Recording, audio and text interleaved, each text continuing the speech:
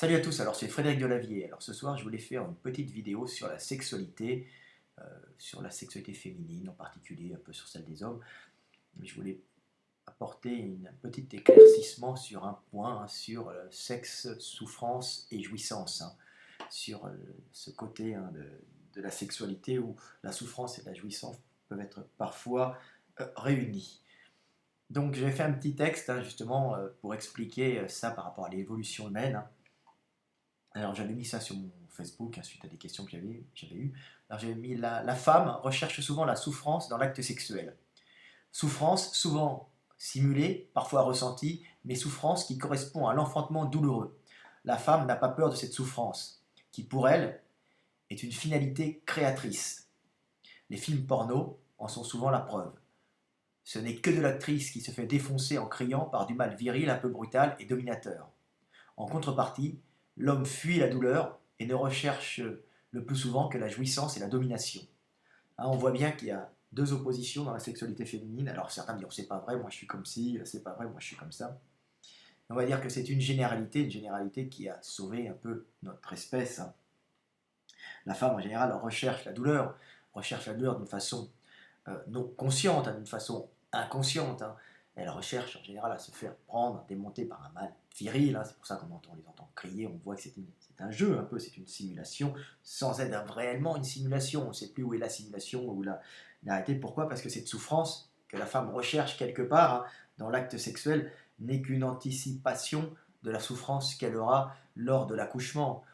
Accouchement qu'elle est programmée pour désirer, et souffrance qu'elle est programmée pour accepter aussi, et quelque part un peu aimer. Pourquoi? Parce que cette souffrance sera symbolique de l'accouchement, accouchement douloureux de la femme, de la femelle. Donc on voit que la femme en général est courageuse face à cette souffrance, et même la recherche parfois, hein. Il n'y a qu'à voir, bah, vous allez sur internet, et puis maintenant on est inondé de sites de cul, vous regardez les relations sexuelles entre hommes et femmes. Alors, ce sont des acteurs, mais ce sont des acteurs qui en général se laissent aller à leurs pulsions sexuelles non maîtrisées ou maîtrisées pour l'argent, hein. Bah, on les voit en général, on voit que ces relations sexuelles, ce sont souvent de la femme dominée, défoncée, prise, hein, puis on entend bien les mots, souiller, défoncer, hein, c'est euh, des termes qui sont appliqués, mais ces termes qui ne sont pas anodins, hein, qui ont un rapport avec notre évolution humaine, hein. La femme, hein, elle va être prise, dominée, prise, mais c'est un jeu aussi, hein, ce n'est pas, elle est consentante, hein, c'est pas d'un viol, hein, si la femme n'est pas consentante, on rentre dans la catégorie du viol. Mais là, cette recherche lors de l'acte sexuel, c'est en vérité un avant-goût de ce qu'elle aura lors de l'accouchement. La femme est très courageuse par rapport à la douleur, elle la recherche même. L'homme, quant à lui, on le voit dans les actes sexuels de tous ces films, je parle majoritairement parce qu'on voit on peut tomber sur tout, on voit que l'homme en général, il cherche à dominer, hein. On voit, dominer, il prend, hein, tiens, prends ça, tiens, tu la sens, ma grosse bite, hein, c'est tiens, prends ça. On ne le voit pas en train d'hurler, hein. Bah, pour quelle raison? Pour la raison que l'homme ne recherche pas la souffrance, parce qu'il n'aura pas à coucher, il n'est pas programmé pour aimer cette souffrance, hein. Il est programmé pour la fuir quand il chassait en groupe, hein, parce qu'un homme blessé, un homme qui souffrait, c'était un homme qui était invalide, qui n'était plus bon à rien pour le groupe, hein. Alors l'homme, hein, est programmé pour éviter la souffrance, il est même lâche, enfin la souffrance, il fera tout pour l'éviter, hein. Il ne recherche pas les coups, hein. Il préfère les donner. Alors évidemment, dans la boxe, il faut aimer prendre et aimer donner, mais en général, celui qui gagne, c'est peut-être celui qui donne mieux, hein. Donc voilà, on voit une différence de mentalité entre l'homme et la femme. Même si l'homme part au combat courageusement, l'homme face à la douleur n'a pas le courage de la femme, hein. Il a la peur, d'ailleurs, c'est cette peur qui le sauve lors des chasses, lors des combats. C'est la peur de cette douleur qui lui permet de survivre à la guerre. Un homme trop courageux meurt, hein. Donc, mais l'homme va à la guerre sans réel courage face à la douleur, en essayant d'éviter cette douleur. Vous voyez le paradoxe de l'homme, hein, très très particulier. Alors que la femme, elle, ne serait pas bonne à la guerre, puisque la douleur, elle ne va pas la fuir comme un homme, elle n'est pas programmée pour aller au combat, elle n'est pas programmée pour jouir de la domination de l'adversaire. L'homme est un chasseur, hein, l'homme est un défenseur de territoire, il va jouir de la domination, hein. Et malheureusement, on voit ça aussi dans une société capitaliste où des abrutis, des chefs d'entreprise, ne font pas que diriger des hommes pour le bien du peuple, pour le bien du pays, pour le bien de la communauté, mais jouissent de leur puissance de domination. L'homme mâle, le mâle, est fait pour jouir de la domination, hein, de sa puissance. Hein. Donc on voit deux mentalités complètement opposées qui se complètent en vérité. Hein. Donc voilà la femme. Et là, ce qui est important aussi, c'est de voir le courage de la femme face à l'adversité, face à la mort. Hein. Il n'y a qu'à voir dans les hôpitaux, les femmes sont d'un grand courage, hein, face souvent. Hein. Moi, j'étais dans des mouroirs, j'ai vu des gens mourir. Et, je peux dire que l'homme, en général, et ce n'est pas pour lui jeter la pierre, a beaucoup moins de courage, hein, face à la mort, face à la douleur. Hein.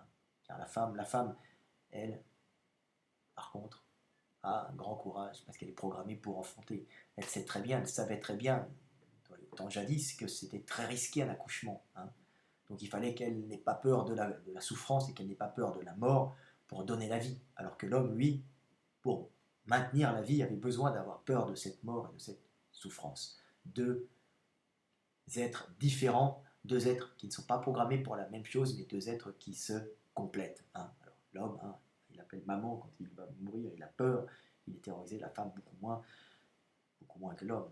Et la femme est bien plus complète, bien plus complète, elle n'a pas ce sentiment d'inachevé que l'homme peut avoir, hein, car la femme donne la vie, hein, elle l'a au fond d'elle, hein, elle donne la vie sort de ses entrailles, hein, c'est la chair de sa chair qu'elle met au monde, donc elle a un sentiment face à la mort qui est beaucoup moins frustrant que l'homme, l'homme, lui, n'est rien sorti de lui-même, il n'a pu que donner d'une façon symbolique, c'est gêne, hein, mais bon, malgré ça, il lui reste cette incomplétude qui va compenser par la création, hein, en général, hein, dans l'art, dans la construction des États, la construction des empires, la construction de quelque chose, parce qu'il lui manque ce sentiment d'avoir créé et de continuer à vivre. Hein.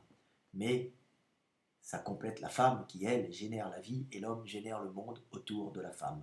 Voilà. Hein. Mais ça fait de l'homme, c'est ce manque de l'homme, ce manque qui fait qu'il ne crée pas, qui ne crée pas la vie, qui le rend créateur du monde, hein, qui en font des hommes artistes, des hommes architectes, des hommes bâtisseurs d'empires, hein, des hommes guerroyants pour agrandir des empires. Alors après, il y a tous les excès, hein, tous les excès de la perspective masculine. Mais voilà les grandes différences entre l'homme et la femme. Hein, on part de la sexualité et on arrive à des grandes généralités et on voit qu'on est différents mais complémentaires. Hein. Donc deux êtres différents qui se complémentent. Donc voilà un peu, c'était la pensée du soir. J'espère que vous avez appris quelque chose d'intéressant sur la mentalité des hommes et des femmes et sur la sexualité des hommes et des femmes. Hein. L'homme donne et défonce, hein. La femme se fait prendre et se fait défoncer. Voilà. Allez, à bientôt Stéphane de la vie. Salut.